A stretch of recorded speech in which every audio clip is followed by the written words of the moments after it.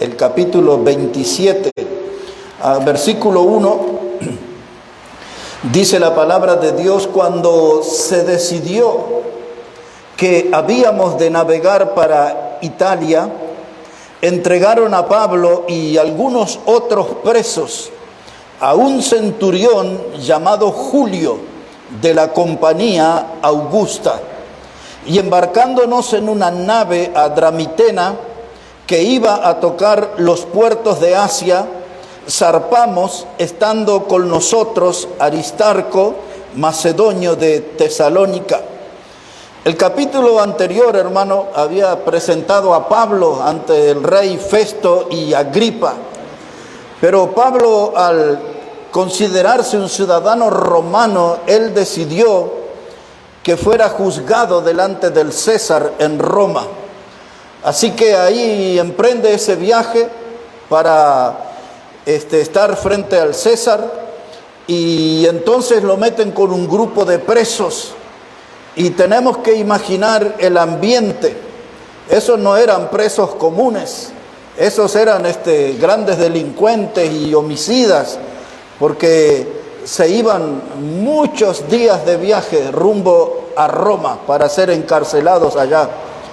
Y ahí en ese grupo de presos, dice la palabra de Dios, lo metieron a Pablo rumbo a Roma. Ahora, versículo 6. Dice la palabra: y hallando allí el centurión una nave alejandrina que zarpaba para Italia, nos embarcó en ella. Ya habían hecho un viaje más de un día y ahora llegaron ahí a un puerto y allí cambiaron de nave. Había una nave alejandrina y ahí cambiaron a todos los presos, los cambiaron de nave. Y observe lo que sucede. Dice verso 7, navegando muchos días despacio y llegando a duras penas frente a Nido, porque nos impedía el viento, navegamos a Sotavento de Creta frente a Salmón, y costeándola con dificultad llegamos a un lugar que llaman Buenos Puertos, cerca del cual estaba la ciudad de Lasea. Y habiendo pasado mucho tiempo, y siendo ya peligrosa la navegación por haber pasado ya el ayuno, Pablo les amonestaba diciéndoles: varones, veo que la navegación va a ser con perjuicio y mucha pérdida, y no solo del cargamento de la nave, sino también de nuestras personas. Pero el centurión daba más crédito al piloto y al patrón de la nave que a lo que decía Pablo. Bueno, todo esto que hemos leído aquí, hermanos, es una ilustración para el mensaje que quiero hablar con ustedes, que se llama la nave de los condenados. De eso vamos a hablar, de la nave de los condenados.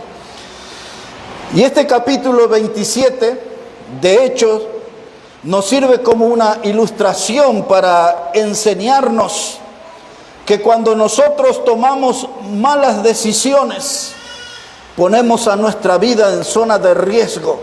Cuando tomamos malas decisiones, ponemos nuestra vida cerca de la muerte o en la muerte misma.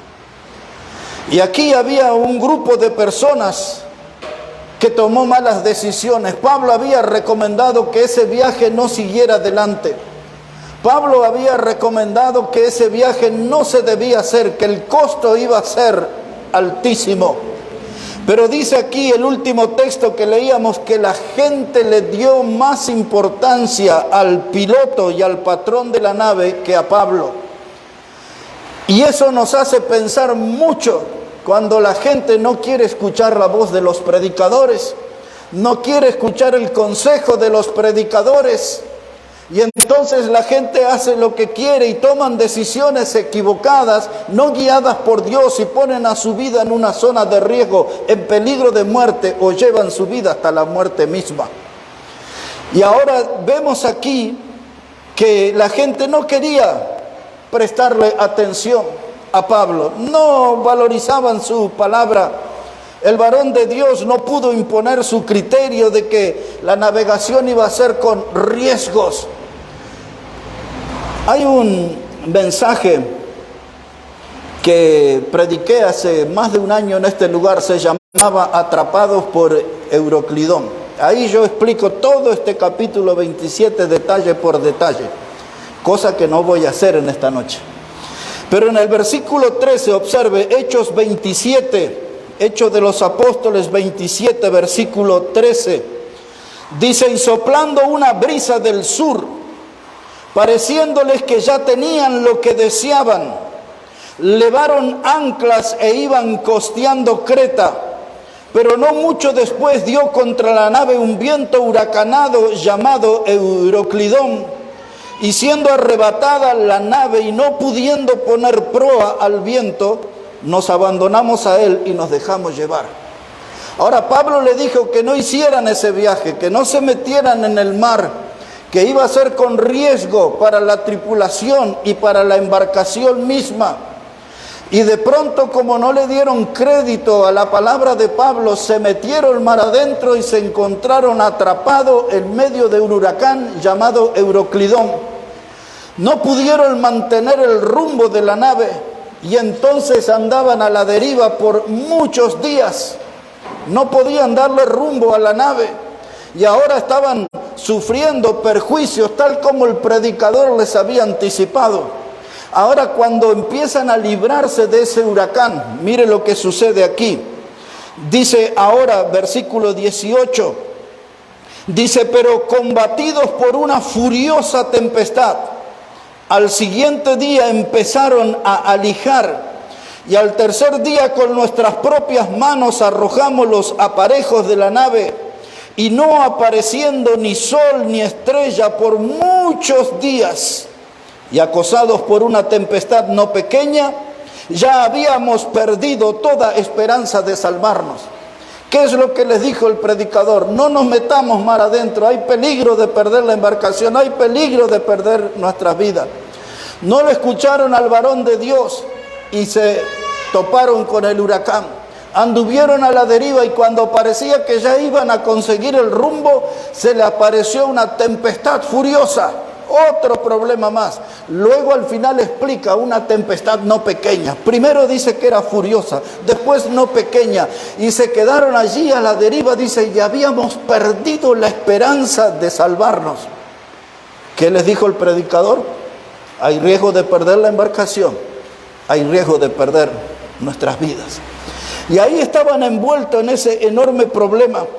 Días, hermanos, pasaron. Dice, en ese estado de desesperación aparece ahí la palabra alijar, y que tiraron los aparejos porque esa nave, hermano, estaba que se partía. Después dice que agarraban toda clase de elementos como si fueran sogas, alambre, ataban las maderas como podían para mantenerse a flote.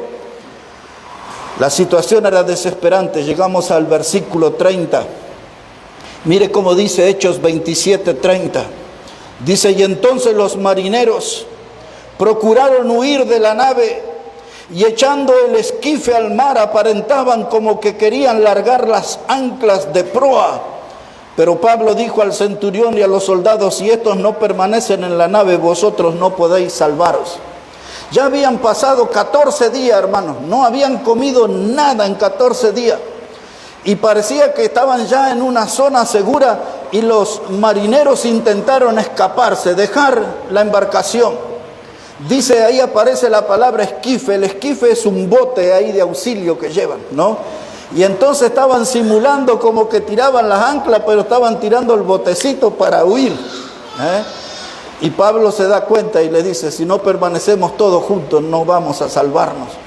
Y mire lo último que quiero que note en esta lección de este capítulo 27. Dice la palabra, versos 34 y 35. Pablo es el que habla y dice Pablo: por tanto os ruego que comáis por vuestra salud, porque ni aun un cabello de la cabeza de ninguno de vosotros perecerá. Y habiendo dicho esto, tomó el pan y dio gracias a Dios en presencia de todos, y partiéndolo comenzó a comer. Después de 14 días, al fin pudieron comer un poco de pan. Después de 14 días, Pablo pudo orar delante de todo y dar gracias a Dios.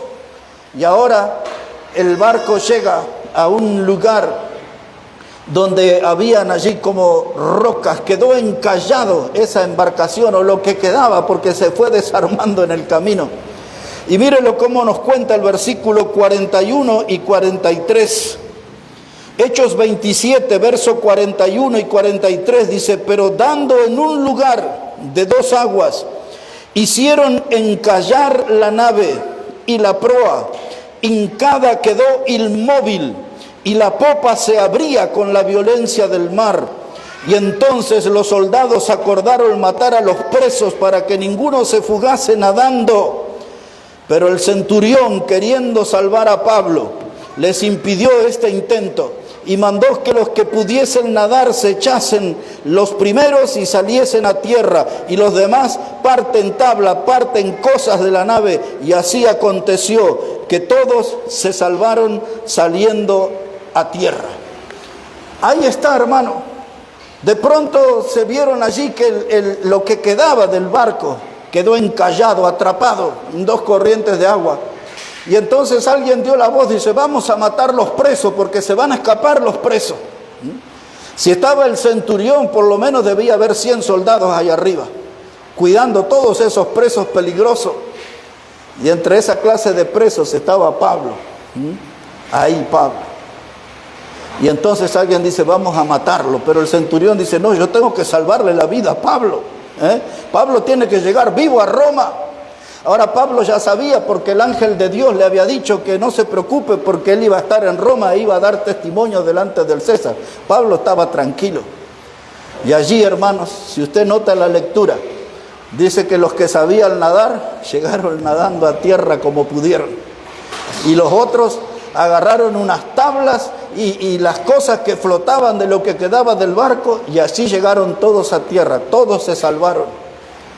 Ahora, hermano, este capítulo 27 y esta breve explicación tiene que ver con nuestro mensaje, con nuestro mensaje, hermano, que se llama la nave de los condenados. Y a veces nosotros embarcamos nuestra vida y ponemos nuestra vida en zona de riesgo y acercamos nuestra vida a la muerte, y muchos han llegado hasta la muerte misma por no obedecer la palabra de Dios, por no obedecer el consejo de Dios. Aquí en el texto no obedecieron el consejo del predicador. Pablo les dijo que no entraran en el mar. Y miren todas las experiencias, el hambre, el frío, la desesperación, todo lo que hemos leído ahí, tuvieron que pasar en esta nave de los condenados. Pero hay 3 cosas que quiero que reparemos nosotros en esta noche. ¿Sabe que a veces una iglesia puede subirse a la nave de los condenados? Una iglesia que no obedece la palabra de Dios puede tener exactamente esta misma clase de experiencia. Puede vivir en un clima de desesperación. Puede vivir en un clima donde andan a la deriva, como vemos esta embarcación. Cuando la iglesia no sigue los pasos de la palabra de Dios, es una iglesia que se sube a la nave de los condenados. Observe una de ellas hoy, en Apocalipsis, el capítulo 3 y el versículo 1. Si podemos ir allí para encontrarnos con una iglesia que se acercó a la zona de riesgo, una iglesia, hermanos, que estuvo cerca de la muerte y que algunos de sus creyentes, al menos espiritualmente, murieron. Observe ahí, por favor, Apocalipsis, el capítulo 3 y el versículo 1. Dice la palabra de Dios: escribe al ángel de la iglesia en Sardis, el que tiene los 7 espíritus de Dios y las 7 estrellas, dice esto: yo conozco tus obras, y que tienes nombre de que vives y estás muerta. Sé vigilante y afirma las otras cosas que están para morir, porque no he hallado tus obras perfectas delante de Dios. Acuérdate pues de lo que has recibido y oído, y guárdalo, y arrepiéntete, pues si no velas, vendré sobre ti como ladrón, y no sabrás vendré hacia ti como ladrón. Ahí me perdí un segundito. Dice: si no velas, vendré como ladrón, y no sabrás a qué hora vendré sobre ti. Pero tienes unas pocas personas en Sardis que no han manchado sus vestiduras. Esta iglesia, hermano, lo primero que demostró que tenía una apariencia de estar viva, pero Dios dice, yo sé que está muerta.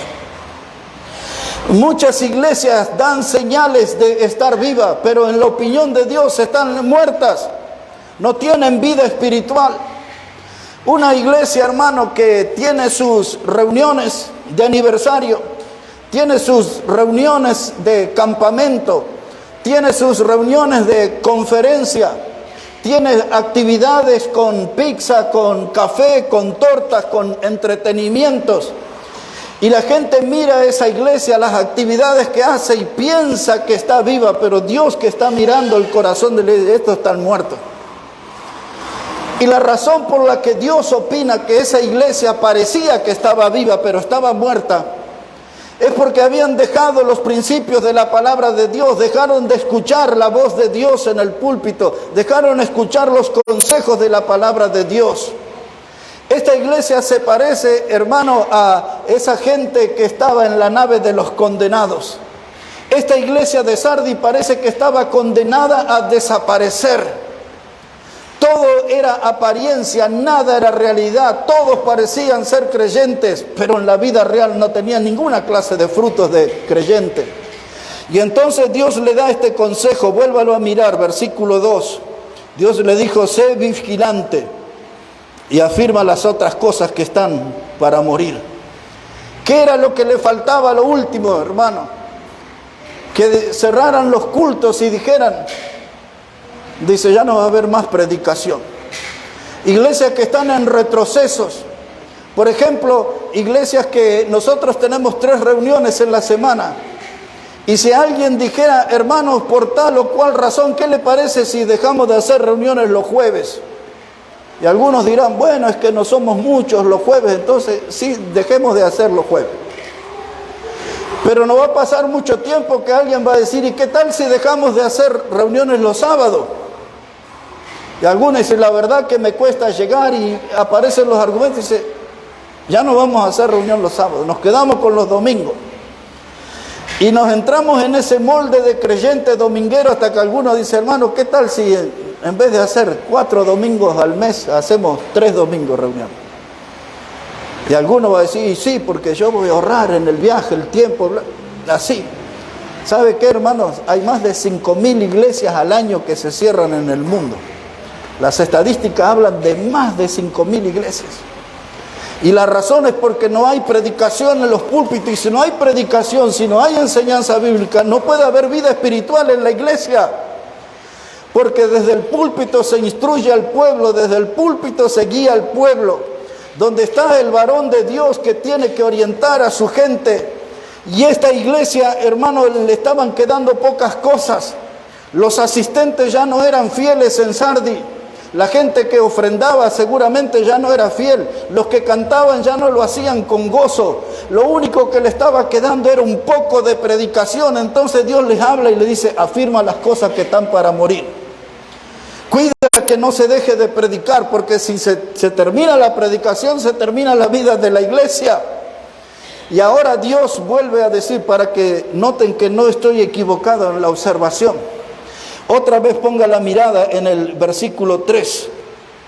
Dice Dios, acuérdate de lo que has recibido y oído, y guárdalo y arrepiéntete. ¿Qué es lo que le está diciendo? Acuérdate de lo que has recibido y oído. Recupera la memoria de aquellas predicaciones. ¿Cuántas veces Dios te habló? ¿En cuántas prédicas Dios habló a tu corazón? Pero no le quisiste escuchar. No quisiste aplicar a tu vida lo que Dios te habló. Era seguro que el mensaje era para ti, pero te hiciste el desentendido, no seguiste el consejo de Dios. Y ahora Dios dice, acuérdate. Acuérdate de esos sermones, acuérdate de esas prédicas donde hablé directo a tu corazón. Acuérdate de aquellas reuniones donde saliste tocado, conmovido por la palabra de Dios. Dice, aquello que recibiste, que has oído, dice, guárdalo y arrepiéntete. ¿De qué tenían que arrepentirse? De no haber seguido los consejos de la palabra de Dios.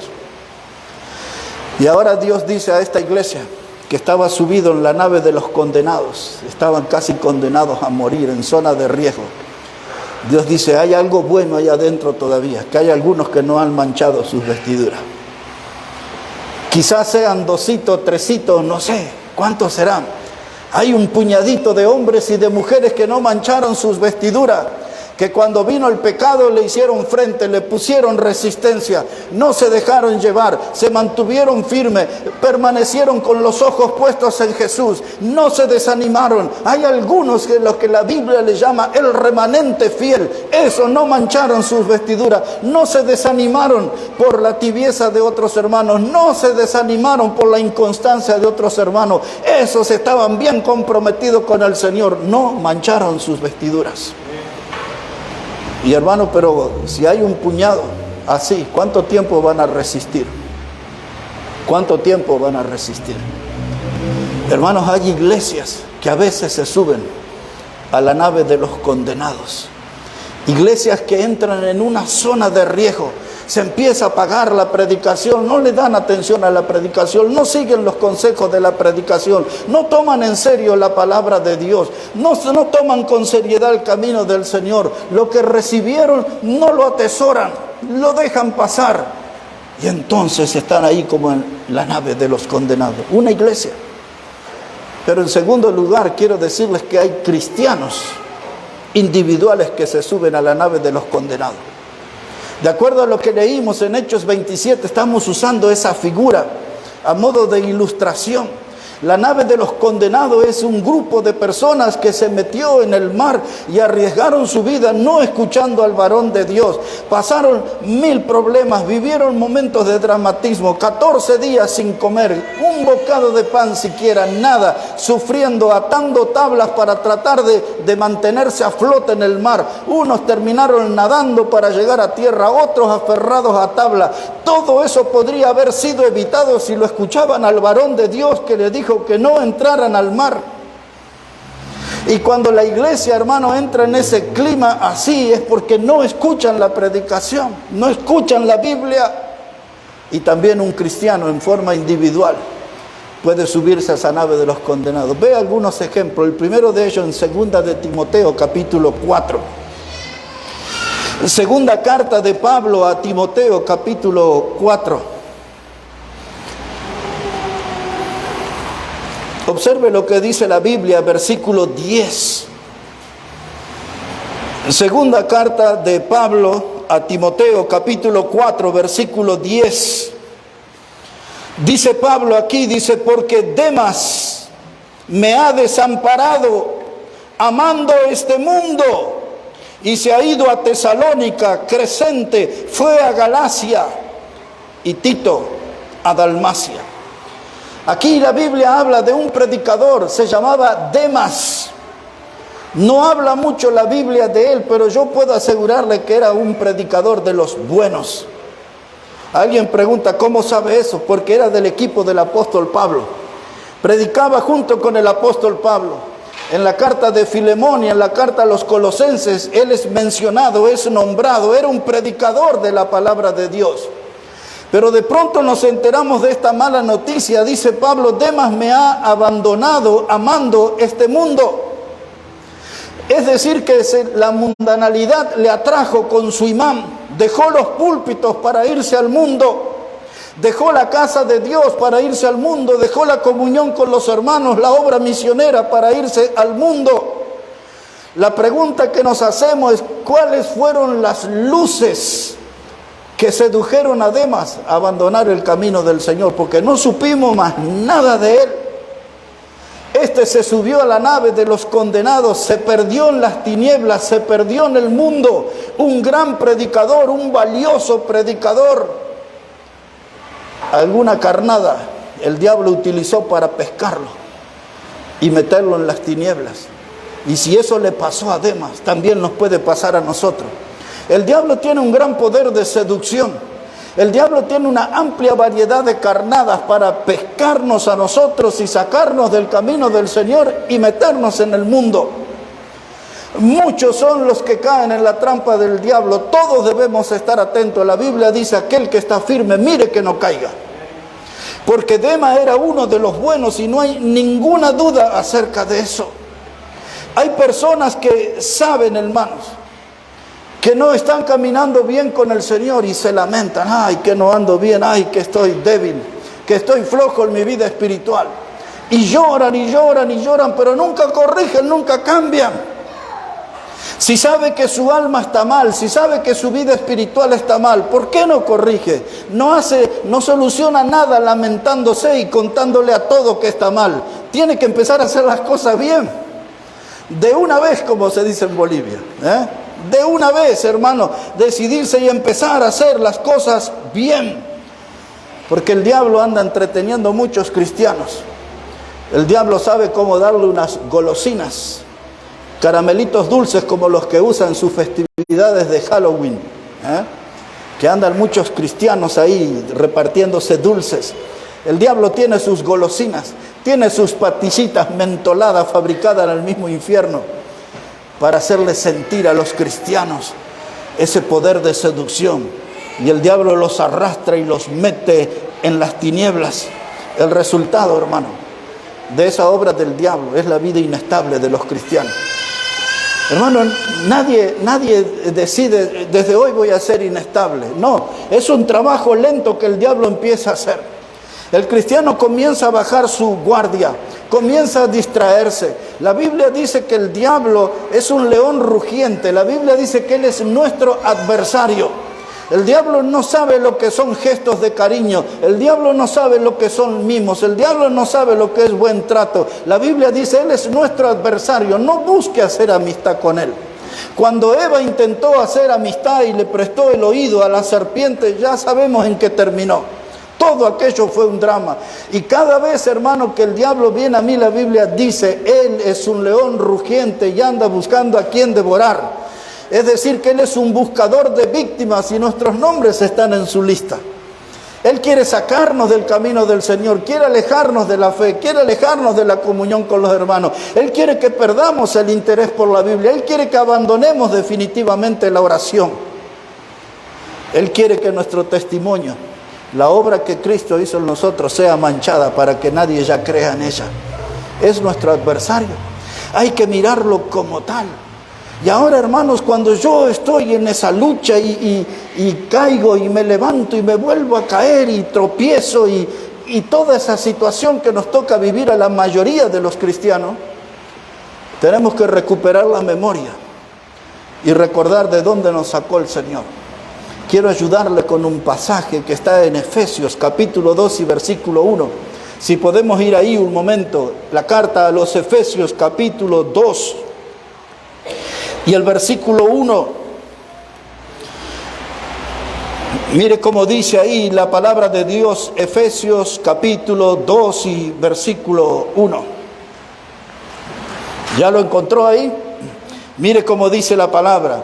Dice, hablando de Cristo, dice, y Él nos dio vida a vosotros cuando estabais muertos en vuestros delitos y pecados, en los cuales anduvisteis en otro tiempo, siguiendo la corriente de este mundo, conforme al príncipe de la potestad del aire, el espíritu que ahora opera en los hijos de desobediencia, entre los cuales también todos nosotros vivimos en otro tiempo en los deseos de nuestra carne, haciendo la voluntad de la carne y de los pensamientos, y éramos por naturaleza hijos de ira, lo mismo que los demás.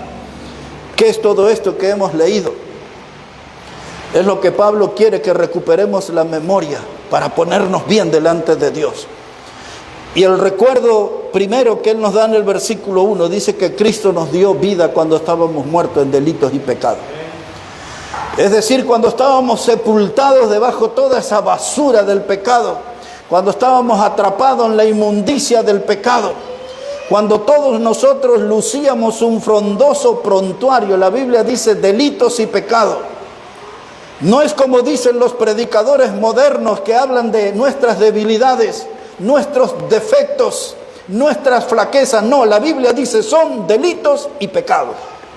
Eso es lo que cometimos contra Dios. El delito nuestro es que hemos transgredido la ley de Dios. Hemos violentado la ley de Dios, no hemos respetado la ley de Dios. Y la Biblia dice, porque no consideramos la palabra de Dios, todos nos descarriamos como ovejas, cada uno se apartó por su camino. Así lo explica el Salmo 14 desde el verso 1 en adelante. Entonces no son defectos, hermanos, no son debilidades, son delitos y pecados los que hemos cometido contra Dios. Pero cuando Cristo vino a nuestra vida, dice aquí el texto que hemos leído, Él nos dio vida cuando estábamos muertos, porque la paga del pecado es muerte. Y Dios, hermanos, nos salvó en Cristo y nos pasó de muerte a vida, dice el Evangelio. Nos sacó de las tinieblas y nos trajo a la luz admirable de su Hijo, le dice Pablo a los Colosenses. Hermanos, Cristo nos sacó del camino ancho de la perdición y nos puso en el camino angosto de la vida eterna. Eso es lo que implica que nos dio vida. Nos salvó del peor lugar, nos salvó del peor destino que era el infierno, nos puso camino al cielo y nos dio vida, no para que nosotros estemos, hermanos, participando del pecado. Por eso el versículo 2 dice, en eso anduvisteis en otro tiempo siguiendo la corriente del mundo. Ahora no debemos seguir la corriente del mundo, ahora debemos seguir al Señor. Debemos estar detrás del Señor encolumnado. Pedro dice ese texto precioso de la primera carta, capítulo 2, verso 21, dice que Cristo nos dejó ejemplo para que sigamos sus pisadas. A Él tenemos que seguirlo, a Él. No tenemos que seguir la corriente del mundo, porque quiero que note esto. No iba a mencionar eso, pero ya que está escrito acá, versículo 2 otra vez. Dicen, los cuales anduvisteis en otro tiempo siguiendo la corriente de este mundo, conforme al príncipe de la potestad del aire. La Biblia enseña, hermanos, en los evangelios que el diablo es el príncipe de este mundo. La Biblia enseña que el diablo es el príncipe de las tinieblas. Y aquí este texto habla de él mismo, pero usa esta expresión, el príncipe de la potestad del aire. Hermano, eso es una referencia. Todo lo que tenemos en el aire, tantas cosas que nosotros no conocemos. Pero allí en el aire hay algo que se llaman satélites. Ahí en Bolivia está el Tupac Atari, ¿no? Nadie sabe dónde está, pero ya, ¿no? Ya la mayoría creen que es chatarra nomás, pero algún día se mandó ese. Y ese decía que iba a bajar las comunicaciones, iba a beneficiar a no sé cuántos países de Sudamérica. Pongámosle que sí. Pero ¿quién maneja la potestad del aire? Dice la Biblia, el diablo. ¿Qué es lo que él maneja en la potestad del aire? Los satélites, todo lo que baja información a la computadora, a los celulares que nosotros usamos. ¿Quién está detrás de todos esos instrumentos? El diablo. Todo eso viene de la potestad del aire. Y la Biblia dice, hermanos, que nosotros no tenemos que seguir la corriente de este mundo. La Biblia dice, hermano, que nosotros no tenemos que andar conforme al príncipe de la potestad del aire. No tenemos que seguir los principios del diablo. Tenemos que seguir la palabra de Dios. Y el que no sigue la palabra de Dios se sube a la nave de los condenados, pone su vida en riesgo de muerte o lleva su vida a la muerte misma. Pues de eso estamos hablando hoy, hermano. Y ahora quiero que note esto. Cuando nosotros, hermanos, nuestra vida espiritual comienza a apagarse, comienza a morirse, no la alimentamos, no la cuidamos, y entonces necesitamos que Dios nos hable. Y que Dios nos hable con fuerza. No una predicación dulce, sino que Dios nos dé un mensaje ahí duro, que nos sacuda, que nos remueva la parte más interna de nuestra vida. Yo digo que necesitamos oír una voz como aquella de Betania cuando Jesús estuvo frente a la tumba de Lázaro y le dijo, Lázaro, ven fuera. Y el que estaba muerto salió. Y es la voz del Señor que nos puede sacar de la muerte espiritual y que podamos volver a vivir y a tener vida espiritual, y que se pueda ver que somos hombres y mujeres que andamos por fe, que vivimos por fe, que caminamos por fe, que ponemos en alto la bandera de la fe. Necesitamos esa voz del Señor como se escuchó en Betania. Sal de los muertos, ¿qué haces en el mundo? ¿Qué haces en las tinieblas? Ponte bien en el camino del Señor. ¡Wow!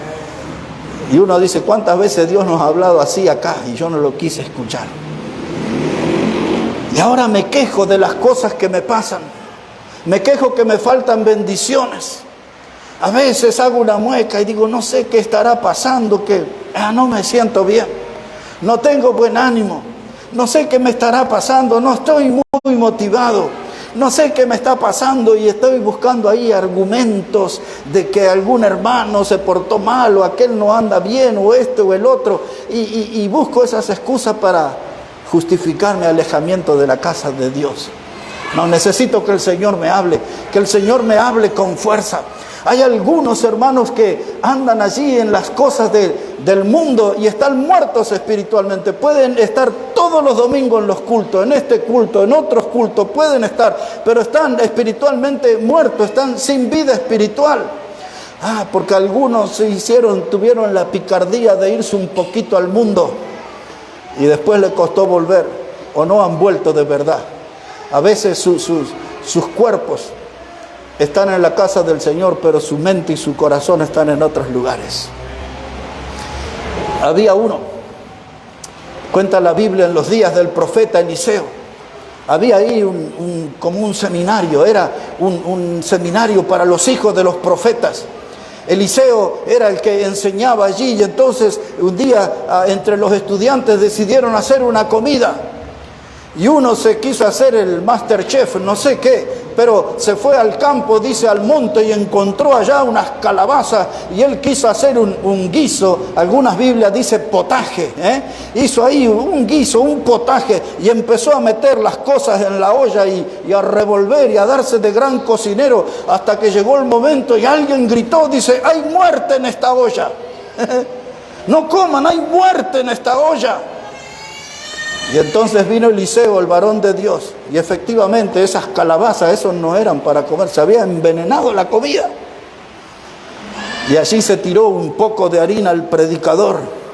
Todos comieron, nadie murió. Pero hay algunos que a veces se van al mundo y traen cosas al hogar o traen cosas a la iglesia que están envenenadas. Malas palabras, frases que aprendemos del mundo. Y traemos eso y lo hacemos sonar como divertido en el hogar o en la iglesia. Y son cosas groseras, son cosas que ofenden a Dios. Muchas veces traemos manera de vestir, manera de hablar, cosas que aprendemos de los mundanos, los traemos a la casa del Señor. Y esas cosas están envenenadas como esas calabazas. Pero alguien tiene que gritar, hay muerte en esa olla. Hermanos, no hagan esas cosas. Hermanos, no se exprese así. Hermanos, no diga tal barbaridad. Ay, no traiga eso del mundo. ¿Sabe qué, hermano? Ese que gritó hay muerte en esta olla, no lo dijo con una voz suavecita, sino con una voz de alarma, sonó como trompeta, por amor a sus hermanos, a los otros estudiantes. Allí hay muerte en esta olla, no participen de eso. Lázaro, ven fuera, y salió de la muerte. Necesitamos una voz que nos advierta, necesitamos una voz que salga de la Biblia y que nos corrija lo que estamos haciendo mal. Pero eso tiene que venir de Dios, no puede ser algo de hombre. La corrección tiene que venir de Dios. Ahora el diablo es astuto. El diablo trabaja en los adultos, trabaja en los niños. Le llena la cabeza con un montón de dibujitos animados que están inspirados en cosas satánicas. Pero también a los más mayores. Observe un poquito de eso en 1 de Timoteo, el capítulo 5. Si puede ir ahí un momento, la primera carta de Pablo a Timoteo, el capítulo 5, para que vea que el diablo recorre todas las edades buscando sus víctimas. Dice la palabra de Dios, 1 de Timoteo, capítulo 5, versículo 5. Es muy importante que tenga ese texto frente a sus ojos. 1 de Timoteo 5, versículo 5. Así dice la palabra de Dios. Mas la que en verdad es viuda y ha quedado sola, espera en Dios y es diligente en súplica y oraciones noche y día. Pero la que se entrega a los placeres viviendo está muerta. Hay viudas que están en la nave de los condenados. ¿Qué es lo que está diciendo? Hay instrucciones aquí para sostener a las mujeres viudas. Hay una serie de requisitos en la Biblia. Dice que tienen que ser mayores de 60 años. Dice que esas mujeres tienen que haber lavado los pies de los santos, es decir, de los misioneros, de los predicadores de ese tiempo. Aquella gente que venía cansada del camino, con los pies llenos de tierra, una señal de bienvenida era ponerle un poco de ungüento o lavarle los pies. Eso era bienvenida para el caminante. Y entonces las viudas mayores de 60 años que habían hecho eso tenían que ser sostenidas por la iglesia. Si es que no tenían allí sus hijos o sus nietos. Pero fíjese que habían algunas mujeres allí ya ancianas. Y dice que había en esas clases de viudas, dice, se entregaban a los placeres y ellas están muertas. ¿Quién en la iglesia sabía que esas viudas estaban muertas? Pero Dios sabía que en algún lugar escondido le daban algún trago. Dios sabía que en algún lugar escondido participaban de alguna bailanta. La Biblia dice, se dedicaban a sus placeres, a los placeres de la carne. Estamos hablando de mujeres mayores de 60 años, de personas que ya están en la tercera edad, pero el diablo trabajó en esos corazones y los inclinó a los placeres, a las cosas mundanas, y entonces esas mujeres viudas que se entregaron a los placeres, Dios dice, están muertas. Están en la nave de los condenados, pusieron su vida en una zona de riesgo. No tienen vida espiritual. Y después cuando usted lee en la carta que Pablo le escribe a Tito, le habla a las mujeres mayores, a las ancianas, y le dice que ellas les enseñen a las mujeres jóvenes a amar a sus maridos, respetar a su marido, y le da una serie de instrucciones. La Biblia no lo dice, pero yo creo que esas mujeres mayores le enseñarían a cocinar a las jóvenes también. Prepare la comida así y así. Pero ¿sabe qué, hermano? Quiere decir que la Biblia es para la gente mayor también.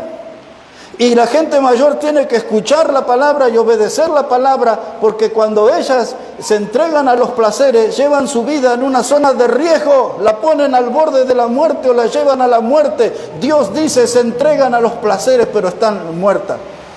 Ahora le voy a llevar a 2 versículos, nada más, de toda una historia que nosotros conocemos.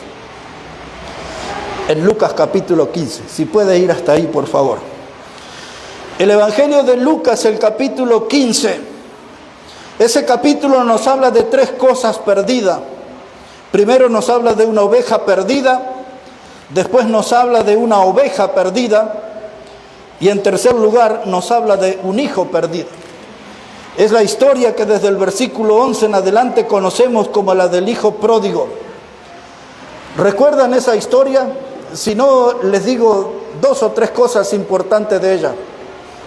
Ese muchacho decidió presentarse delante de su padre y le reclamó la parte de los bienes, su herencia. Dice la Biblia que se fue a una provincia apartada. Quiere decir que se fue a un lugar donde nadie le conociera, nadie le señalara nada, nadie le molestara. Y dice allí que él vivió perdidamente. Luego, cuando hubo malgastado todo, dice el Evangelio, salió a pedir comida, pero nadie le daba, y encontró un trabajo para cuidar cerdos. Y dice que ahí estaba en el chiquero de los cerdos, peleando por las algarrobas, o sea, quería robarle la comida a los cerdos. Mire el hambre que tenía. Y dice la Biblia que él volvió en sí y dijo, volveré a la casa de mi padre y le diré, Padre, he pecado contra el cielo y contra ti. Y finalmente se decide a volver a la casa de su padre. Y ahora miren cuál es la actitud del padre de ese muchacho. De que vivió ahí con malas juntas, con sus juntuchas que encontró en los caminos del pecado. Seguramente con vida nocturna, vida de alcohol, bailes, mujeres, vaya a saber cuántas cosas, cuántos vicios y pecados le dio rienda suelta. Pero él volvió a su casa y mire cómo le recibe el padre. Dice aquí, Evangelio de Lucas capítulo 15, versículo 23. Dice el padre, y traed el becerro gordo y matadlo y comamos y hagamos fiesta, porque mi hijo muerto era y ha revivido, se había perdido y es hallado. Y comenzaron a regocijarse. ¿Qué es lo que dice el padre de su hijo?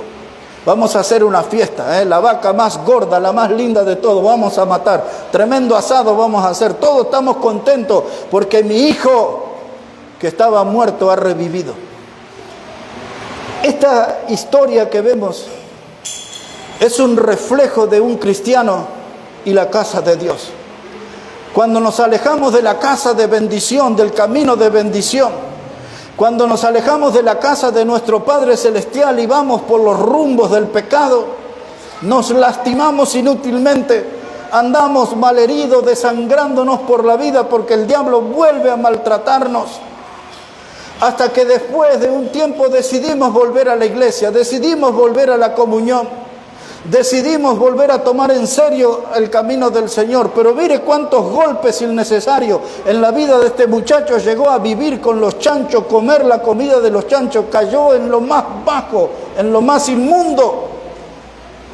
Y a veces nos pasa así, cuando dejamos el lugar de bendición, la casa de Dios, y nos subimos a la nave de los condenados y ponemos nuestra vida en una zona de riesgo, al filo de la muerte, o a veces en la muerte misma. El padre, haciendo un análisis de la situación, dice: este mi hijo estaba muerto. Estaba muerto, dice el padre. Pero vamos a hacer fiesta, yo no sé lo que pasó, cómo Dios obró, pero ha revivido, aquí está entre nosotros. El versículo 22 decía que le trajo un vestido nuevo, un calzado nuevo y un anillo nuevo, todas aquellas cosas para que ese muchacho volviera a retomar el camino y tuviera vida abundante, como dice la palabra de Dios.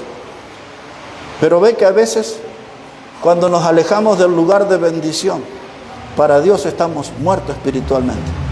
Estamos como en esa nave de los condenados, a las derivas, con el alma llena de hambre. Estamos tensionados, desesperados, porque sabemos que el juicio de Dios puede caer en cualquier momento sobre nuestra vida. Pero la Biblia tiene algo más para decir. Pase ahora otra vez a Efesios. En Efesios el capítulo 5, versículo 14. Efesios el capítulo 5 y verso 14. Esta es una voz como la que se escuchó en Betania cuando Jesús gritó: Lázaro, ven fuera. Mire, aquí en Efesios 5, verso 14, hay una voz parecida. Dice: por lo cual dice, despiértate tú que duermes, y levántate de los muertos, y te alumbrará Cristo. Dos expresiones aquí: despiértate tú que duermes, y levántate de los muertos. Es decir, que hay gente que espiritualmente está muerta. Hay gente que se parece a la de la iglesia de Sardis, serían buenos miembros allí. Dice: tienes nombre de que vives, pero estás muerta, dice Dios. Y hay cristianos a los que Dios le exhorta y le dice: levántate de entre los muertos, despiértate ya, empieza a vivir la vida cristiana, empieza a caminar con Cristo en fidelidad. ¿Sabe lo que hizo el diablo con ese muchacho que le llamamos el hijo pródigo? Y lo que hace con nosotros, el diablo lo secuestró. Lo secuestró y se lo llevó a una provincia apartada. Y alguien puede decir: ¿cómo puede notar un secuestro ahí? ¿Y quién piensa que le puso esos pensamientos al muchacho de desobedecer a sus padres e irse de su casa? Porque si ese muchacho hubiese escuchado a Dios, Dios le hubiese dicho: honra a tu padre y a tu madre, porque este es el mandamiento con promesa para que tengas larga vida. Pero él no honró al padre y a la madre, los deshonró y se fue. No hay ninguna duda, él escuchó al diablo, el diablo lo secuestró y se lo llevó a esa provincia apartada para vivir perdidamente. El diablo aquí entre nosotros también, los jueves y a veces los sábados y otras veces los domingos, anda secuestrando gente entre nosotros. Cuando no los vemos en la casa del Señor, el diablo se los secuestró. ¿A dónde se los llevó? ¿A dónde están? ¿A dónde fueron? Eso le dio resultado al diablo ayer, antes de ayer, y hoy también le da resultado. El diablo anda secuestrando gente de las iglesias y llevándosela al mundo, llevándoselas por los caminos del pecado. El diablo sabe cómo tentarlos y subirlos a la nave de los condenados, de los que ponen su vida en zona de muerte o en la muerte misma. Hay dos pasajes que quiero que revisemos, hermano. Uno de ellos, que vamos a mirar ahora, ese va a ser, a ver, déjemelo elegir, porque tengo muchos textos, pero ya quiero como ir terminando. Quiero que volvamos al libro de Hechos, pero al capítulo 28, para ver cómo siguió aquella historia. Después de que llegaron a la tierra, al lugar firme. Cuando pensaron que ya todo estaba bien, mire lo que pasa en Hechos 28, es el último capítulo de ese libro. Hechos, el capítulo 28. Ya habían pasado el gran susto del mar, ya se habían quedado marcados por Euroclidón y por la tempestad furiosa y todo lo que pasó y el hambre que pasaron. Ya estaban en tierra firme. Miren lo que pasó según Hechos 28:1. Comienza diciendo, estando ya a salvo, supimos que la isla se llamaba Malta y los naturales nos trataron con no poca humanidad, porque encendiendo un fuego nos recibieron a todos a causa de la lluvia que caía y del frío. Y entonces, habiendo recogido Pablo algunas ramas secas, las echó al fuego, y una víbora, huyendo del calor, se le prendió en la mano. Y cuando los naturales vieron la víbora colgando de su mano, se decían unos a otros, ciertamente este hombre es homicida, a quien escapado del mar la justicia no deja vivir. Pero él, sacudiendo la víbora en el fuego, ningún daño padeció. Ellos estaban esperando que él se hinchase o cayese muerto de repente, mas habiendo esperado mucho y viendo que ningún mal le venía, cambiaron de parecer y dijeron que era un dios. ¿Entiende la escena, hermano? Salieron del mar, se libraron de todo lo que hemos visto del capítulo 27, y en esa isla Malta, Pablo tomó unas leñas secas y al echarla al fuego, una víbora ahí salió y se le prendió en la mano. Y la gente dice, ya está, ya le puso su veneno a esa víbora, ahora este se va a hinchar y se va a morir. Y todos estaban esperando eso. ¿Por qué no sucedió eso? La Biblia habla del diablo, nuestro adversario, como el león rugiente. La Biblia habla acerca del diablo, que él es el dragón, pero también la Biblia habla del diablo, que él es la serpiente antigua. Y esa serpiente antigua viene y se enreda en nuestra vida, y quedamos como atrapados. Nos inyecta su veneno espiritual, su veneno de error, nos hace equivocar en el camino, y ahí estamos nosotros enredados en esa víbora que es el diablo mismo, y no hacemos nada. Pero Pablo, el varón de Dios, dice, él no se quedó ahí con la víbora, ahí agitó su mano y la puso en el fuego y se terminó la serpiente. La palabra de Dios dice en Jeremías 23:29, ¿no es tu palabra como fuego y como martillo que quebranta la piedra? Cuando siento mi vida espiritual, que el diablo me atrapa, que me tiene en sus garras, que me tiene a prisión, tengo que ir a la palabra de Dios. Allí en el desierto, cuando el diablo fue a tentar al Señor Jesús, él se defendió con la palabra de Dios. Cada propuesta que venía del diablo, el Señor Jesús le decía, escrito está, escrito está, escrito está. Y le respondió a Biblia pura y se libró del diablo.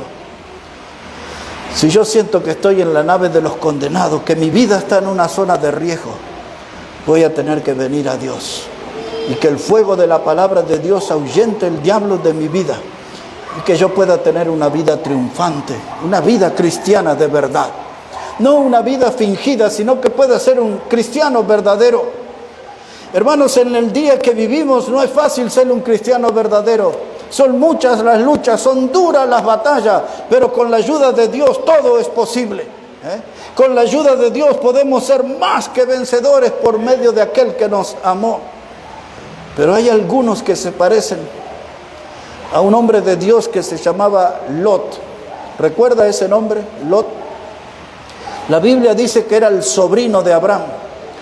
En Génesis capítulo 3 empieza a hablar que tenía tanto ganado y tenían tantos siervos que se peleaban los siervos por el ganado. No había lugar para todo. Y Abraham le habla a su sobrino Lot y le dice, si tú eliges una dirección, yo voy a ir en la otra, pero no va a haber pleito entre nosotros.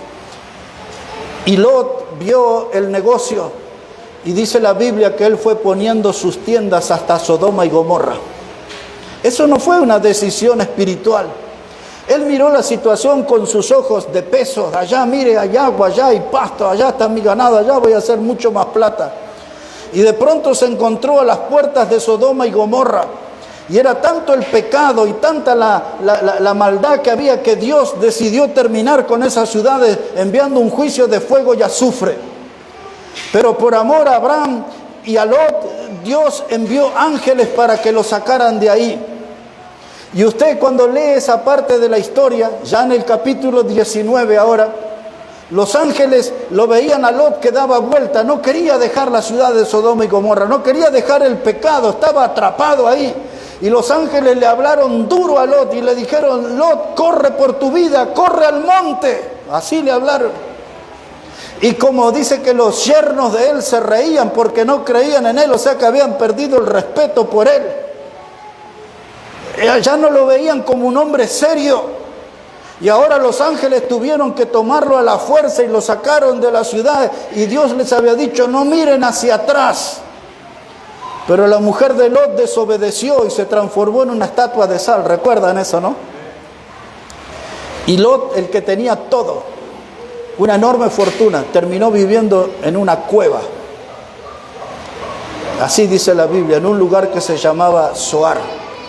Pero ahí lo vemos a ese hombre, Lot.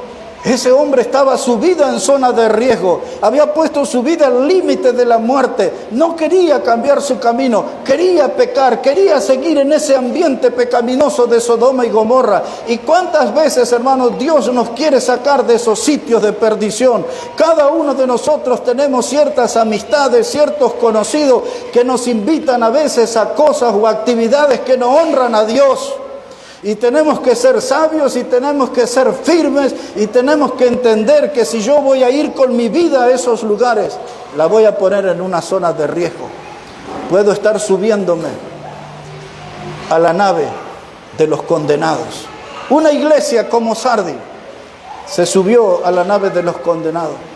Un cristiano, hermano, puede subirse a la nave de los condenados, pero un incrédulo ya está en esa nave, camino al destino final, que es el infierno. 2 versículos, 2 pasajes de la Biblia y terminamos en esta noche. El primer pasaje de esos, en Apocalipsis. Si puede ir ahí, por favor, Apocalipsis, el capítulo 20, para dar una mirada a los incrédulos, los que se subieron a la nave de los condenados y nunca se bajaron. Observe cómo dice la palabra de Dios, Apocalipsis, el capítulo 20, versículo 12, Apocalipsis 20, verso 12, dice la palabra de Dios: y vi a los muertos, grandes y pequeños, de pie ante Dios, y los libros fueron abiertos, y otro libro fue abierto, el cual es el libro de la vida, y fueron juzgados los muertos por las cosas que estaban escritas en los libros según sus obras. Y el mar entregó los muertos que estaban en él, y la muerte y el Hades entregaron los muertos que había en ellos, y fueron juzgados cada uno según sus obras. Y la muerte y el Hades fueron lanzados al lago de fuego. Esta es la muerte segunda. Ahora, cuando la Biblia habla de la muerte segunda, habla de una separación eterna de Dios. Cada vez que la Biblia usa esa frase, muerte segunda, habla de una separación eterna de Dios. Aquí habla de una escena futuro. Dios le mostró a Juan el apóstol esa escena que va a suceder en breve tiempo, donde todos los que han muerto sin Cristo, los que en Mateo 7, verso 13 dice: todos aquellos que andan en el camino ancho de la perdición, esos son los que están aquí, grandes y pequeños. Dice: y el mar entregó sus muertos, y el Hades entregó sus muertos, y allí están todos los que no conocieron a Cristo, los que estaban subidos a la nave de los condenados y quedaron en ese lugar hasta el final del camino, hasta que llegaron ahí. Y ahí están.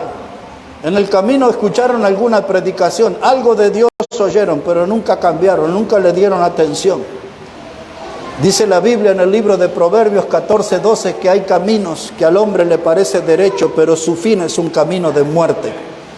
Estos que están aquí son gente que pensaban que andaban en un camino bueno, todo lo que ellos hacían era genial, y estaban en un camino de muerte y terminaron en el lago de fuego. La muerte segunda, una separación eterna de Dios. Una iglesia puede subirse a la nave de los condenados. Un cristiano como Demas puede subirse a la nave de los condenados. Un incrédulo, alguien que no conoce a Cristo, ya está en las naves de los condenados. Y si no cree en el Señor, pues ahí terminará. Y ahora el texto final, la reflexión final para nosotros. En 1 de Corintios capítulo 7, si puede ir ahí, y ahí vamos a terminar. 1 de Corintios, el capítulo 7, versículo 29. Primera carta a los Corintios, el capítulo 7, versículo 29. Pablo viene haciendo ahí toda una exposición sobre que cada uno tenga su propia mujer y que cada mujer tenga su propio marido, y empieza a hablarle de una cantidad de principios que tienen que ver con la moral. Y después que da todas esas lecciones, llega al verso 29 y dice Pablo: pero esto digo, hermanos, que el tiempo es corto, pues que los que tienen esposa sean como si no la tuviesen, y los que lloran como si no llorasen, y los que se alegran como que si no se alegrasen, y los que compran como si no poseyesen, y los que disfrutan de este mundo como si no lo disfrutasen, porque la apariencia de este mundo se pasa. Hay todo un sermón ahí, pero 2 o 3 cosas nomás quiero sacar. Empiezo por el final. Dice Pablo: los que disfrutan de este mundo como si no lo disfrutasen. Es decir, ustedes que están metidos en el mundo, que disfrutan de la mundanalidad, de la carnalidad, que les viene bien los bailes, los carnavales, el alcohol, todo lo que hay en el mundo. Dice, eso no lo disfruten. Eso la Biblia le llama los deleites temporales del pecado. Renuncie a eso. Porque aquí está la frase, dice, el tiempo es corto.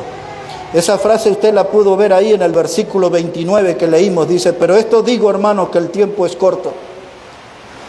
Es decir, que todos esos cristianos, porque le está dándole un mensaje a la iglesia, no está hablándole a gente que está en una bailanta, en un bar o en un restaurante. Este mensaje está dirigido a una iglesia. Y dice, todos esos que están en la iglesia y que fueron salvos por Cristo tienen que saber algo, que el tiempo es corto. Ustedes que andan disfrutando del pecado, de las cosas del mundo, pónganle un punto final a eso y vivan como si no la disfrutasen, dice Pablo. Porque el Señor va a venir pronto y tenemos que estar frente a Él y rendir cuenta de lo que hemos hecho con nuestras vidas, por qué caminos la hemos llevado a nuestra vida. Si nos hemos subido nosotros a la nave de los condenados o hemos tenido una vida triunfante en Cristo. Dice Pablo, los cristianos, los hijos de Dios tienen que tener en cuenta que el tiempo es corto. ¿Qué es corto? La distancia que nos separa de la venida del Señor es breve. Por eso en Apocalipsis capítulo 22 3 veces dice que Jesús viene pronto, que Jesús viene en breve. Son las expresiones que usa. Es la expresión que tenemos ahí, Maranata. Maranata quiere decir Cristo viene y viene pronto. El tiempo es corto. En otras palabras, si le gusta pecar, deje de pecar y empieza a caminar con Dios. Es lo que está diciendo. El tiempo es corto. Para la iglesia el tiempo es corto. La iglesia tiene que hacer lo que Cristo le mandó. Y esto es una bofetada para nosotros como iglesia local. Él mandó a predicar. ¿Estamos predicando como iglesia? Él mandó a bautizar. ¿Estamos bautizando como iglesia? Él mandó a que glorifiquemos su nombre. ¿Estamos glorificando su nombre? ¿Estamos siendo nosotros testigos? ¿Estamos nosotros haciendo discípulos, seguidores de Cristo? El tiempo es corto. ¿Hasta cuándo vamos a esperar para hacer las cosas como Dios nos dice? Un cristiano individual tiene que saber que el tiempo es corto. Que todos los escondites míos y todos los movimientos que yo hago, mi actividad pecaminosa va a ser descubierta. Todo está al descubierto ante la mirada de Dios. Los hermanos hoy no lo saben, no se enteran, pero Dios sabe cada una de las cositas y de las grandes cosas que hacemos que a Él no le gustan.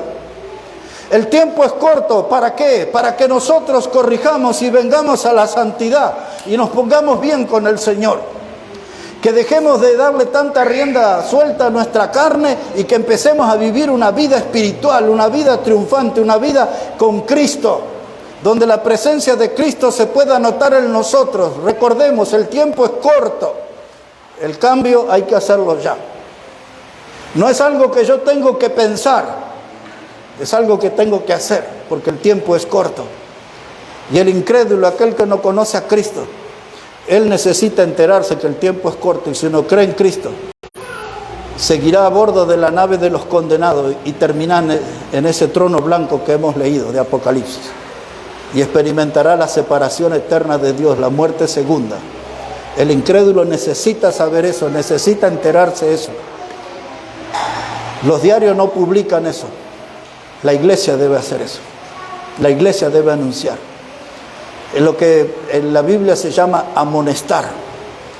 Dios le pidió al predicador Ezequiel que él amoneste al pueblo. No importa si ellos querían oír o no querían oír, dice, tú amonéstalos de mi parte, dice Dios. Dale el mensaje, anúnciale al incrédulo que su tiempo es corto. Las posibilidades de arrepentimiento se van acortando. Él tiene que cambiar si quiere ser salvo. Si no, estará en la nave de los condenados y estará separado de Dios por toda la eternidad. Todo el capítulo 27 de Hechos fue una ilustración, una figura de todos los dramas que podemos pasar cuando no queremos obedecer la palabra de Dios. Dios es muy claro, hermanos. Dios nos habla muchas veces. Seguramente nosotros, los que venimos a este lugar 5 años, 4 años, 3 años, ¿cuántas veces Dios nos habló?